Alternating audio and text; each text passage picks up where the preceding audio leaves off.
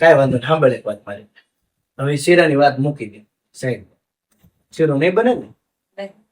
કાંઈ વાંધો. કાલ દાદાનો આપણે શ્રાદ્ધ છે તો શું બનાવીશ તો તું? ચાલ તો 32 ભાતના પકવાન બનાવે. દાદાને જે ભાવતું હતું ને બધું હું દાદા હાટુ બનાવે. પૂરી બનાવાય, ખીર બનાવાય, રવો બનાવાય, પછી એને રીંગણા શાક ભાવતું હતું તો ઈ બનાવાય, લાડવા બનાવાય, રાક્ષી બનાવાય, પછી લાહા લાડવા બનાવાય. બધું દાદાને જે ભાવતું હતું મારે બધું થાળી બનાવી પીરસું દાદાને. દાદાના આશીર્વાદ મળે, પુણ્ય આપણને મળે તો સારું કેવાય ને, આપડા બધા ઉપર કૃપા નો થાય એટલે હું બધું બનાવીશ.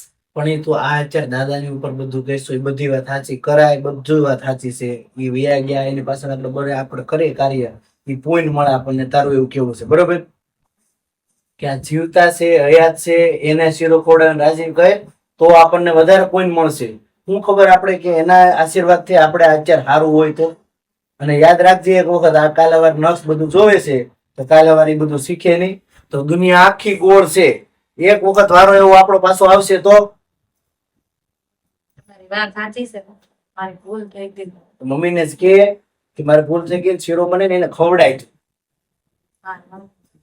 આ વખતે અમારી ભૂલ થઈ ગઈ ને એ માની લઉં ને મમ્મીની માફી માંગી લઉં અને શીરો બને આવું. હા બને. મમ્મી બોલ, મારી ભૂલ થઈ ગઈ. મમ્મી તમે મને એકવાર કીધું હતું કે શીરો બનાવી ત્યારે જ મારે બનાવી દેવો, તો મારી ભૂલ થઈ ગઈ હો, મને માફ કરી દેજો. હું તમારી મનની વ્યથા હાઈજી નહીં એટલે મારાથી જે ભૂલ ચૂક થઈ ને મને માફી દઈ દેજો. હું હમણાં જ તમારી હાટુ શીરો ગરમા ગરમ બને. બટા અમારી જાજી આશા ન હોય, થોડી આશા હોય. બટા બનાવી દો તો ભલે, ન બનાવી દો તો ભલે, મારા આશીર્વાદ તમારી સાથે છે.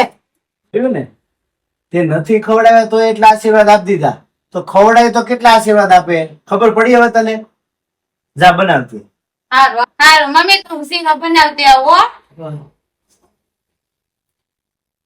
હું મમ્મી ભજીયા બનાવતી આવશે. હા મમ્મી બનાવતી આવું.